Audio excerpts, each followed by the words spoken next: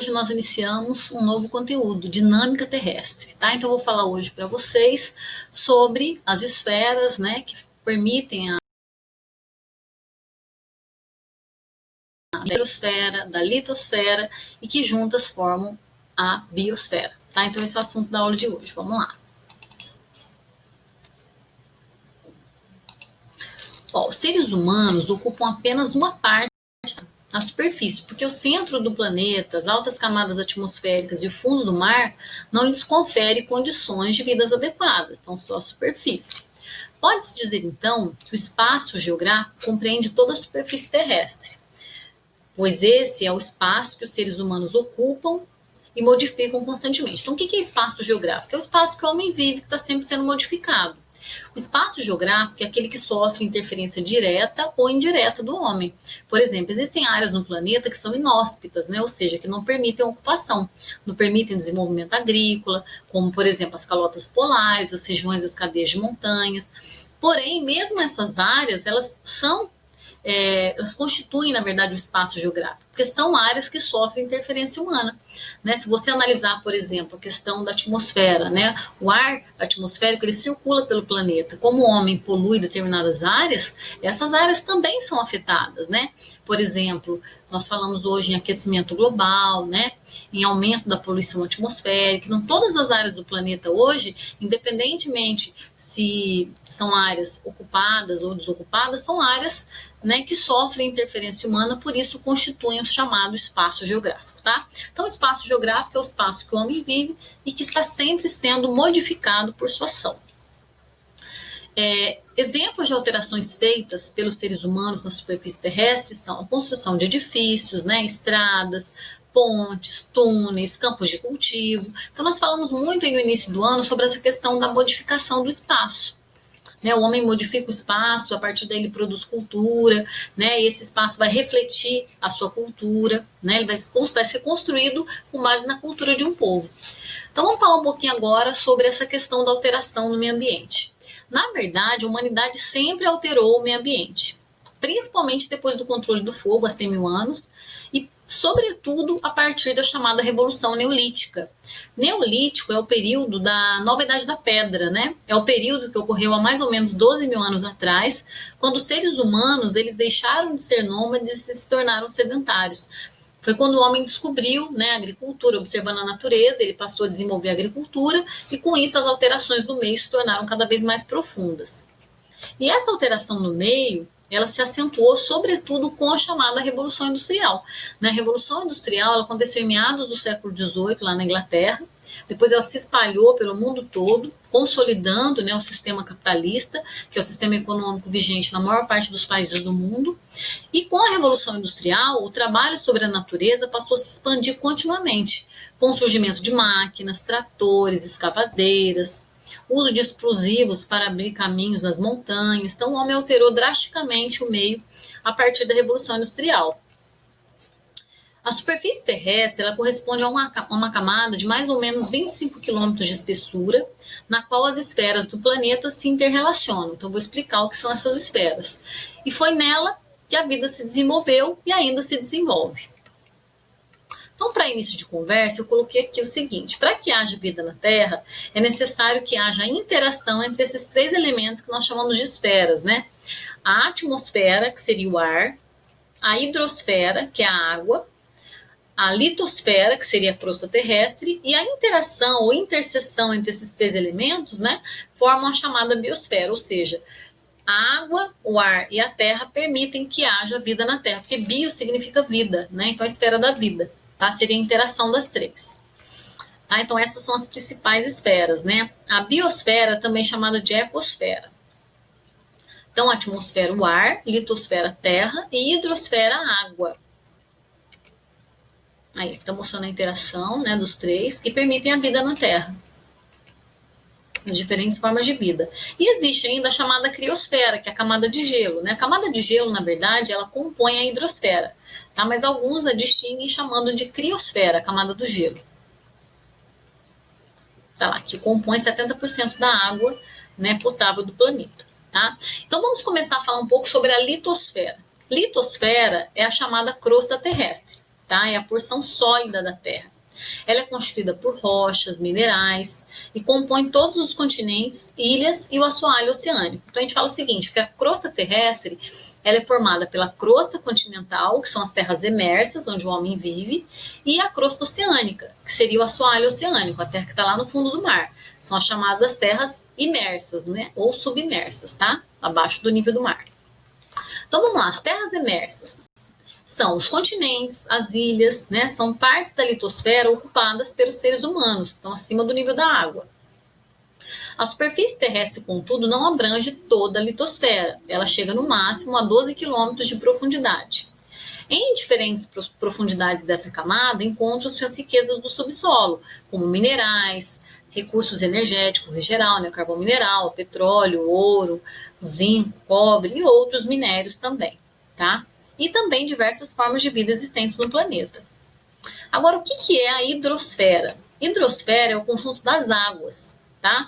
Então, tanto das águas dos rios, dos lagos, as águas subterrâneas, as águas dos oceanos, as águas dos mares, né? Lembrando que mar e oceano é diferente. O mar são aquelas águas que circundam, né? Os continentes, elas margeiam os continentes, né? Já os oceanos são águas profundas. A porção da hidrosfera com a qual o ser humano mais interage é aquela que se aprofunda até cerca de 1 quilômetro.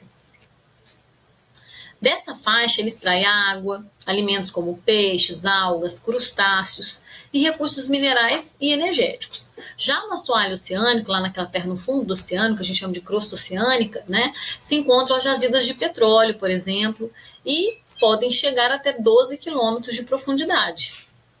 Além, né, do homem utilizar, então, né, as águas para tirar esses recursos, o oceano, as águas oceânicas são muito utilizadas também para o transporte. Né? Mais de 75% do comércio internacional ocorre através do transporte marítimo. Tá? Então, a enorme parte líquida, os mares e oceanos, que ocupam cerca de 71% dos 510 milhões de quilômetros quadrados da superfície terrestre, é também aproveitada pelos seres humanos de diversas formas, entre elas para o transporte marítimo. Aqui está mostrando, né, que hoje é muito importante. Hoje existe um grande fluxo de mercadorias, de pessoas pelo globo, né, e esse transporte ocorre também via marítima. Além do uso, né, para o transporte, o homem também utiliza a água dos rios para a produção de energia, através das hidrelétricas. Então, além do transporte de pessoas e mercadorias, superfície dos mares ou dos rios, né, através das hidrovias, são também construídas barragens e usinas para a geração de energia elétrica, com as chamadas hidrelétricas. As hidrelétricas, elas são construídas em áreas onde há um declive, né, para que haja a geração, a movimentação das turbinas, né, a água passa por uma turbina que vai gerar energia. A energia elétrica é um tipo de energia limpa, né, porém, a construção de uma hidrelétrica gera muitos impactos. Isso nós falaremos, né, mais para frente. Então, toda atividade que o homem desenvolve, ele altera o meio. E a alteração realizada para a produção de uma hidrelétrica é muito impactante. Infelizmente, a hidrosfera é muito afetada por resíduos líquidos e sólidos, né, como lixo, esgotos diversos, o que contamina as águas e prejudica a vida dos seres aquáticos. Agora vamos falar um pouquinho da atmosfera. O que é a atmosfera? A atmosfera é o ar, né? A camada de gases que envolve a Terra. Ela é constituída principalmente de oxigênio, nitrogênio e outros gases, além do vapor d'água. A atmosfera tem um pouco mais de 800 quilômetros de espessura e divide-se em várias camadas. Provavelmente vocês já devem ter ouvido falar disso em ciências, né? Ou poderão ver. Esse ano ainda, o sexto ano trabalha as camadas da atmosfera em ciências e geografia também não enfoca geográfico esse assunto. Tá? Então, quais são as camadas? Nós temos a troposfera, que é a mais próxima da Terra, que é a mais importante para nós, porque é ali que ocorrem os fenômenos climáticos. Nós temos depois a estratosfera, né? A mesosfera, a ionosfera e a exosfera. Tá? São 5 camadas aí da atmosfera. Depois nós vamos falar com detalhes, tá? Dessas camadas da atmosfera. A atmosfera, ela desempenha muitas funções, tá? Então, além dela distribuir energia solar por toda a superfície terrestre, ela tem 3 funções principais, tá? Eu vou falar um pouquinho das 3.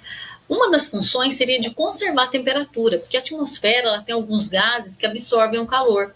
E essa absorção de calor é o chamado efeito estufa. Muitos pensam que o efeito estufa é algo negativo, mas é um fenômeno natural que tem que acontecer. Graças ao efeito estufa, a conservação da temperatura do planeta, que senão a temperatura ficaria muito baixa, sobretudo à noite, né? A Terra perderia muito calor. Então a gente fala que o efeito estufa ele funciona como um manto protetor que conserva a temperatura da Terra.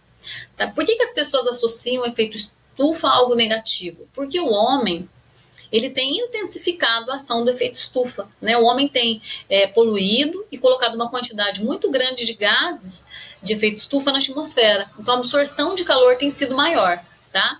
Mas, de qualquer forma, o efeito estufa é um fenômeno natural que tem que acontecer, tá? Outra função seria, então, de proteger a Terra contra a colisão de meteoros. Tá? Então, até ele chegar aqui na superfície, ele vai se dissipando, né? Ele vai se deteriorando ao longo do trajeto. Conforme ele vai chegando na atmosfera, ele vai sendo eliminado. E a outra função seria, então, de filtrar. Ele filtra os chamados raios ultravioletas, que são nocivos ao ser humano, que causam câncer de pele, por exemplo, podem causar cataratas nos olhos. Tá? Então, ela tem essas três funções: manter o calor, proteger contra a colisão de meteoros, né? Dificilmente eles chegam, né, até a superfície, chegam, eles já foram, né, se dissipando ao longo do caminho, e também seria filtrar os raios ultravioletas, né, que prejudicam o homem. Agora, o que é a biosfera? A biosfera surge na interseção das demais esferas, seria a união das três, né? É a parte da superfície terrestre onde se encontram seres vivos, como animais, vegetais, micro-organismos, matéria orgânica, né, e também matéria inorgânica, que permite a sustentação da vida na Terra, como o solo, a água, a radiação solar, o ar.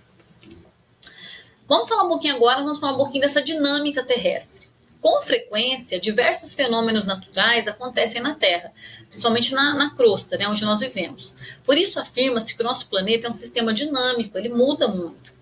Alguns desses eventos podem ser até observados em nosso dia a dia, como chuva, as mudanças no tempo atmosférico, as ondas do mar e os ventos.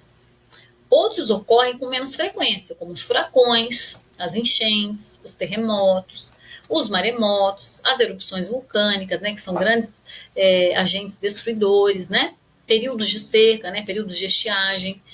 Portanto, a Terra não é um corpo uniforme nem estático, ou seja, ela muda, né? Ela se modifica, ela é mutável.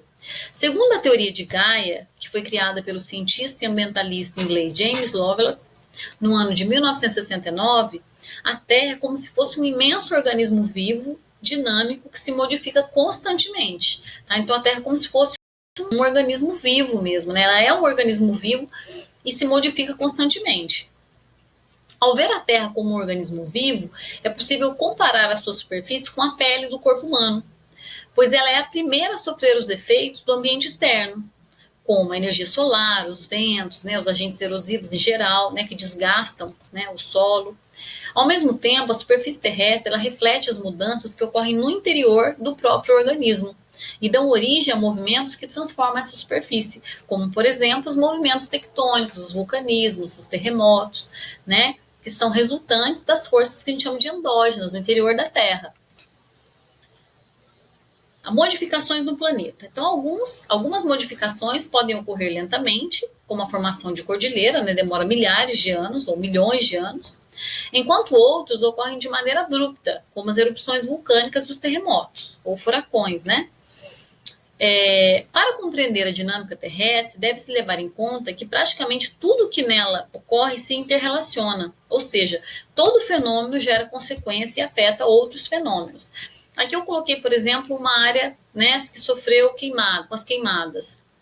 Por exemplo, essa área é uma área florestada, uma floresta densa. Consequentemente, se essa vegetação for retirada, a umidade do ar diminui. Se a umidade do ar diminui, pode ser que haja uma mudança no microclima, diminua a quantidade de chuvas. Diminuindo a quantidade de chuvas, é menos água, né, que se infiltra no solo. Então, menos água também nos rios, menos água que vai escoar para os rios, né? O solo pode ficar degradado, os animais sofrem, né, com as queimadas, então há toda uma cadeia aí que vai ser alterada devido à modificação numa dessas esferas. Por exemplo, a energia do Sol produz o calor na superfície terrestre, foca a evaporação de grande quantidade de água, que por sua vez dá origem às chuvas. A água da chuva se infiltra no solo, e essa água que se infiltra no solo dá origem às nascentes, aos mananciais. Então uma coisa se relaciona na outra, se relaciona com a outra. Se você modifica um, você altera toda uma cadeia. Tá, então é isso. Então, hoje nós falamos sobre as diferentes esferas que compõem a Terra e que permitem a vida, né? E agora nós vamos falar, a partir de agora, né, a partir dessas aulas, nós falaremos sobre cada uma das esferas. Vamos falar primeiro só da litosfera, depois só da hidrosfera, né? E depois só da atmosfera, tá bom? Então, um abraço e até mais.